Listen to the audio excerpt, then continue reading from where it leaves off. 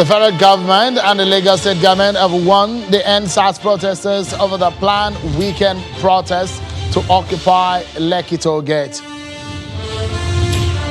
And Channels Television moved to find out details of Governor Ganduje's plans here to resolving the farmers-herders clashes, which has raised security tension in the country.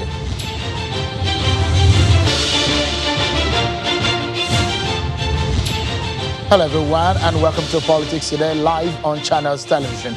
I'm Sean Kimbaloye in Lagos. Let's begin the program tonight by telling you about the reactions that have trailed the death of the first civilian governor of Lagos State, Alhaji Lateef Jakande, who died this morning at the age of 91. The Lagos State Governor, Babajide Sanwo-Olu, confirmed the passing of the former governor on his Twitter handle. President Buhari has described Pa Jakande as a patriot whose wisdom will run through generations, especially in putting people first in development plans. The former Lagos governor and APC leader Bola Tinubu says Jakande could appropriately be described as the last of the titans, ranking with the likes of Chief Obafemi Awolowo, Dr. Nnamdi Azikiwe, Chief Adekunle Ajasin, Pa Abraham Adesanya, Chief Bola Ige, Chief Olabiyi Onabanjo, Alhaji Balarabe Musa, Alhaji Aminu Kano, amongst others. And to the matter of planned EndSARS protests, the federal government has warned those planning a fresh protest in the name of Reoccupy Lekki Toll Gate on Saturday, February the 13th, noting that there are chances of the protest being hijacked by hoodlums. The Minister of Information, Alhaji Lai Mohammed, who gave the warning at a news conference in Abuja, says violence under the guise of another EndSARS protest would not be tolerated by the government.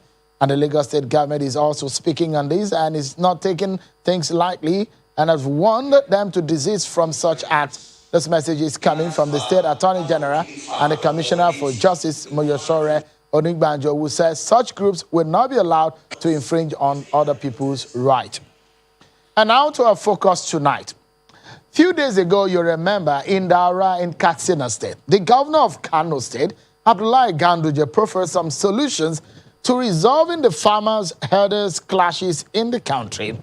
Channels Television wanted to find out what he meant by what those issues that he raised and the solutions that he has brought to the table, which has become a major debate in the National Assembly.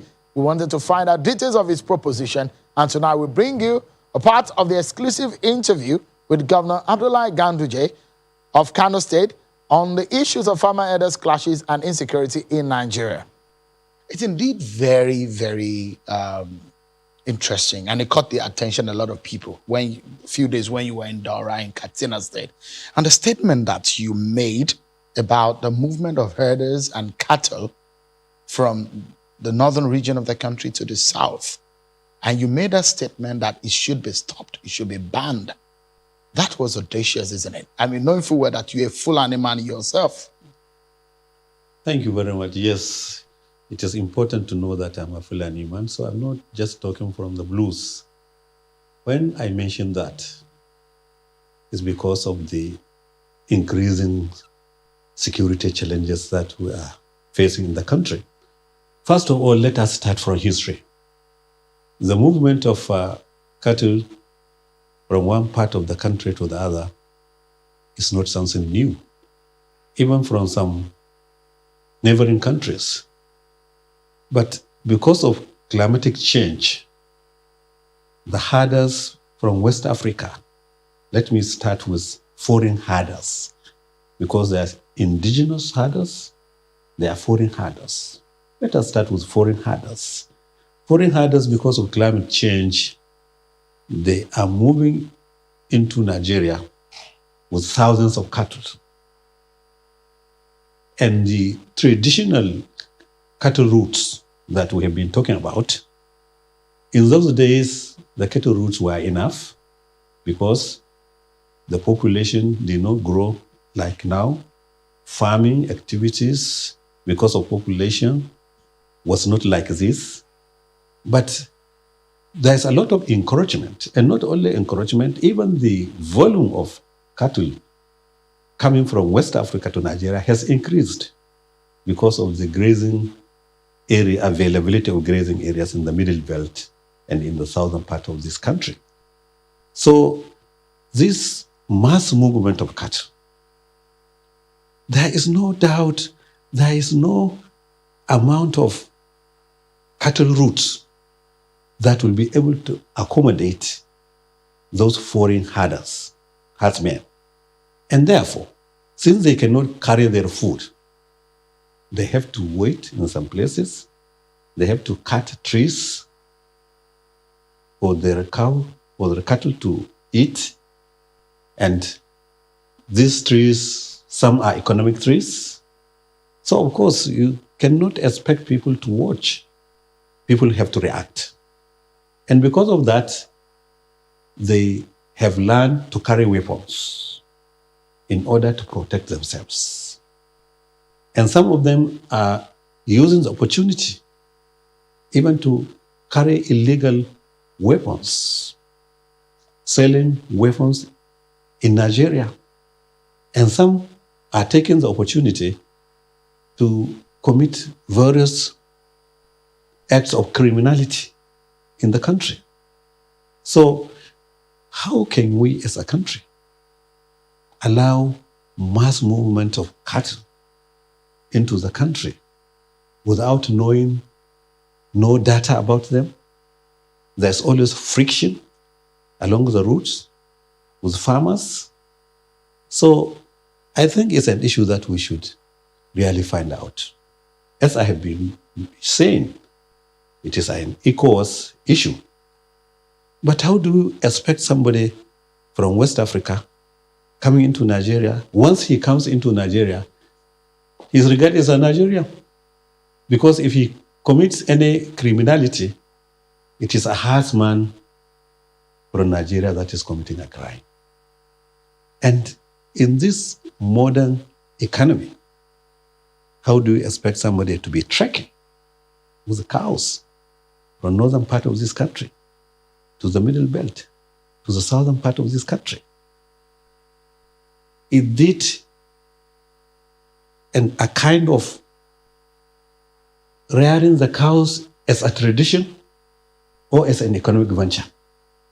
I think it is more of a tradition. So you see, concerning the foreign herders that are coming into Nigeria with thousands of cattle is an issue that we should look into. So, Governor, where we are having problem is with the foreign herders, so that Nigerians can get it clearly. Is one of them. There's another problem. Okay. That is the foreign herders. Now, for our indigenous herdsmen, that is the nomads, they also trek from northern part of this country to the southern part, joining just like the foreign ones. But there's another category of herdsmen, those who settled in certain localities, because in those days, it was a kind of symbiotic relationship between the herdsmen and the farmers. The herdsmen, they settled in a place, the dung of their cattle used to serve as fertilizer to the farmers. So the farmers are even inviting them to come and settle for a whole season, and sometimes even to stay permanently. And some of them have been there for hundreds of years because it was a symbiotic relationship. But with the discovery of modern fertilizer, you find that the farmers do not rely on the dung of the cattle. They have fertilizer, while the herdsmen have not discovered any alternative way of feeding their cows, like the modern grazing of the type of grass that is being used now.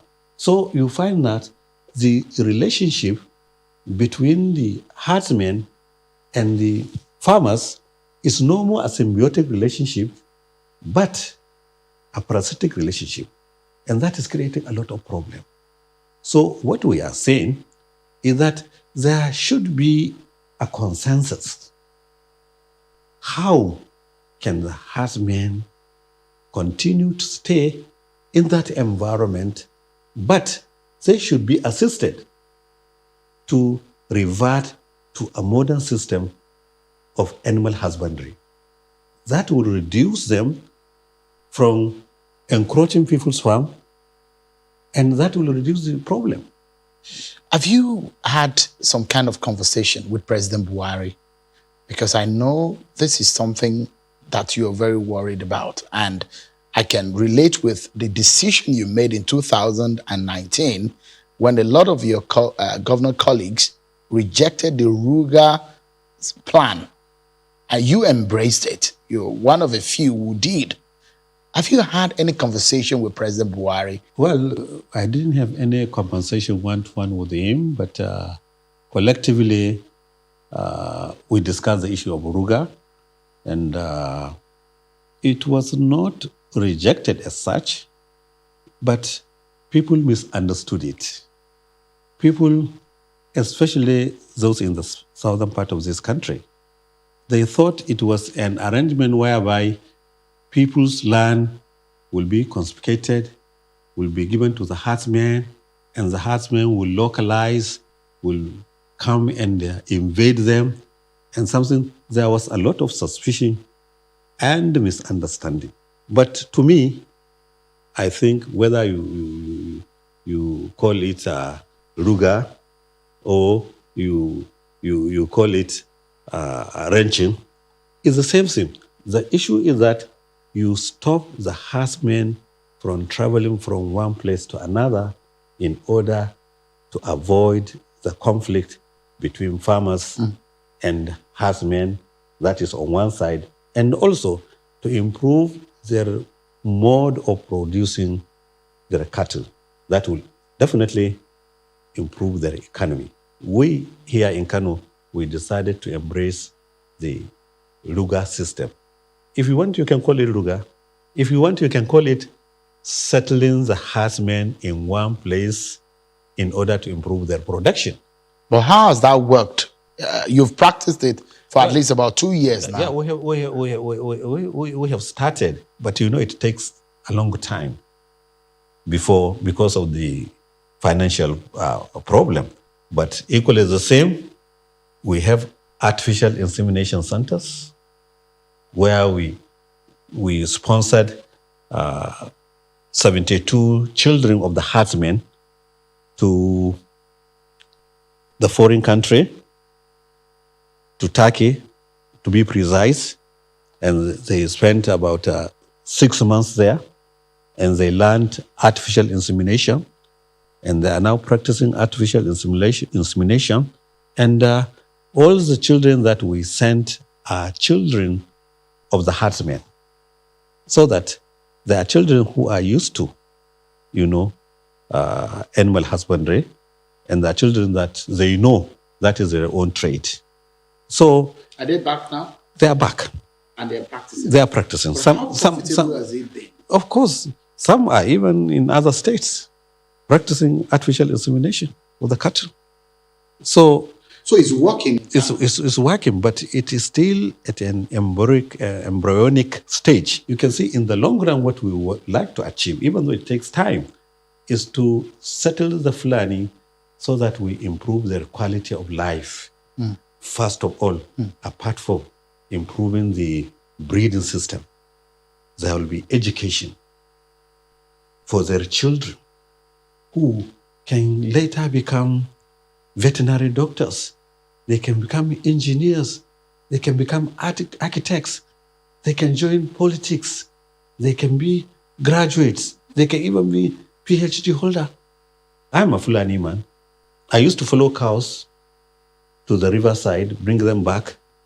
But because of education, now I'm a PhD holder, and now I'm a governor of Kano State. I learned Hausa when I was in primary school.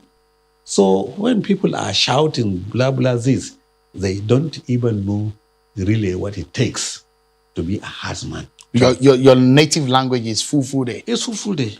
So you learned Hausa at some point? Primary school. So, but what of those who debate that the Fulanis are nomadic in nature And that is the reason why they cannot stay in one place. They need to move around. Is the nature. Does that argument sit down with you? No. You see, there are nomadic Fulani and there are settled Fulani. We are the settled Fulani, but to change from nomadism to settled Fulani is not a big deal. All what it requires is for you to settle in one place. Those who are, fighting what we are saying, I would like to see their children following cows from north to the south, trekking. Well, we take a break, and when we return, more on the conversation, especially on the solution to this farmer-herders clash. Don't go anywhere. We'll be right back. It's a security aspect again that gets the attention of a lot of people. There's been a lot of inference drawn into the Fulani man and the killer herders, the bandits. It's painful, isn't it? Yeah. When these inferences are being drawn. And you hear people, the farming community say the herders or the Fulanis are the ones who are harboring these killer herders, these criminals and the bandits. How do you react to that? Well, it's not all jihadists that are criminals. Only very few of them. Only very few of them are criminals. But since they are also herders, then sometimes you find it very difficult to separate. But most importantly is the economic empowerment of the Fulanis, of the herdsmen. They need a system that will improve the animal husbandry that they are practicing. I think that is also an issue that people don't even talk about. We're only talking about the security, but we're not talking about their economic improvement of their life, which is also creating, security challenges. But how do you separate the criminal Fulani herdsman from the non-criminals? Well, it's a painful but isn't it? If we have data with technology, it's easier to do that. First of all, we make sure that all the herdsmen, like other Nigerians, are being forced to have national identification, which tells a lot of what they are, their picture, their everything. And also using technology with communication, once you get some few criminals out of them, you can get a lot of information from there. You can get the people that they are communicating with. You see? But when business is as usual, how do we move forward? Now, those who are saying banning trekking with cattle from north to the south is affecting human rights, they have not told us a solution. Then what is the solution? For you, Governor Ganduje, that is the solution. Yeah, what is the solution? Because education here in Kano is free. Education is compulsory. From primary to secondary. Then how do you allow children to be following cows? So do you arrest parents? The whole issue of nomadic education has failed because education is not like that, where you can trap them in one place, teach them, and then they continue. So the teacher will continue following them. I don't think that is... Do you arrest parents who do not send their children to school? Yeah, we have started doing that now. It's a criminal offense or a civil offense for a child not to be in school for the parents? No, it's criminal. But here is a commercial nerve center of the north. We are getting a lot of almajiris coming from other parts of the country, coming from some West African countries, even though we have been returning them, but some of them come back. So what we are advocating now is a law banning the movement of school-age children from one state to another. Unless if we do that from all over the north, all over the country, then you can find that there will be more influx if you provide some services. Like now, we have built these Almajiri schools. We are taking over 2,000 of the Almajiris. We provided them with accommodation, with feeding, with clothing, with medication, and with teachers. We have even improved the curriculum beyond the Almajiri system. So that one too is attracting Almajiris to come to Kano. But are they staying in school? That's another thing. Yes.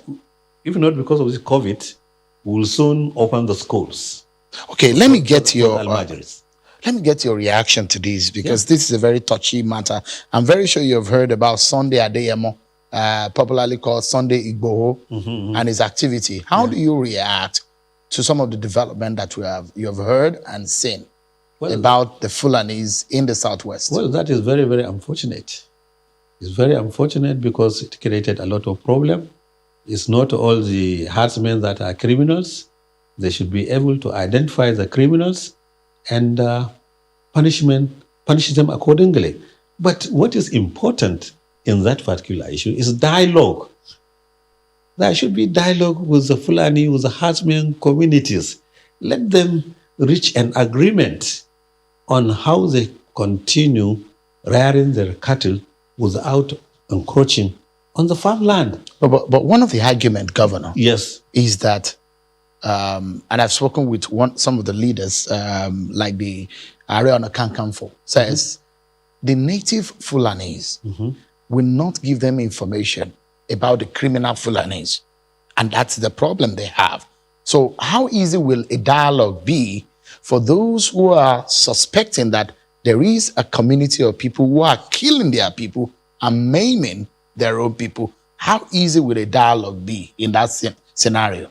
Well, if the security agencies are being able to apprehend some of the criminals, that is where they can get a lot of information. You see, it does not mean that they can continue maiming people and nobody is being arrested.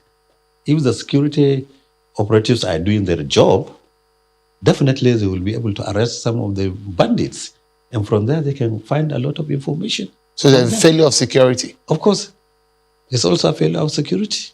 Also a failure of community policing. If there's community policing, they will be able to get information even from the Fulanis themselves. You see? So really, no community will accept, a settlement of Fulani that is committing crime on the population, and that community will fold their arms. Of course, there must be a reaction.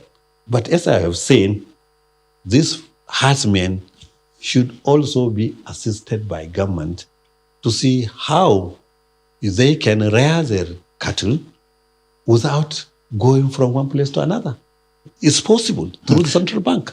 Governor, would you recommend the step, or how do you see or react to Sheikh Gumi, who met some of these bandits, and their recommendations that maybe they need to sit at a table with some of them? Do you think that there should be some kind of negotiation with some of these bandits? Well, Zamfara has tried that. Sometimes it succeeds, sometimes it fails. But I think if you will have dialogue, it's important to have dialogue. But you do the dialogue scientifically, not just inviting people. You must do a lot of investigation, even among the criminals. You must get a lot of information. You must weigh all options. You must not provide them with an opportunity that they can get information from government. They get money from government and then they go and buy more arms and ammunition. You see, so dialogue is very, very important. But I think there's need to be a well-planned dialogue, and there must be a lot of information about the banditry and how they operate. And so that they cannot be prevented from taking advantage of the dialogue in order to improve their banditry in one way or another. So just two brief questions as regarding this issue of the herders and the farmer relationship. And part of it is the suspicion, especially some ethnic stock in the country, believing that the Fulanis are maybe taking over their lands and subjugating or oppressing them. Have you had this kind of conversation or this kind of feelings? And how does they make you feel? Well, we do hear that, and it boils down to criminality among the herdsmen. The few criminals among them, they make the relationship very, very difficult. So, you see, we need data. We need to know who are these herdsmen. We need to have their identity. We need to find out, the criminals among them. We need to get a lot of information from them because it's a ripple effect. Once you get one herdsman who is a criminal, once he has national ID, where you can slot and find out more about him, where you can track his communication, then you can build from there, and then security will be in charge of them. But to allow few criminals to be causing havoc on communities. Well, interesting perspective from Governor Abdullahi Ganduje. But that is just only part one of the conversation. Tomorrow on the show, you will hear more about his thought about what Chief Bisi Akande says in the APC. Specifically, he also spoke about some of the solutions that President Buhari should take as regarding this insecurity in the nation. And the first time, he will be speaking about the deposed Emir of Kano, Sanusi Lamido. Don't miss that tomorrow, right here on Politics Today on Channels Television. And that's our show for today. I'm Sean Kimbale. Bye-bye.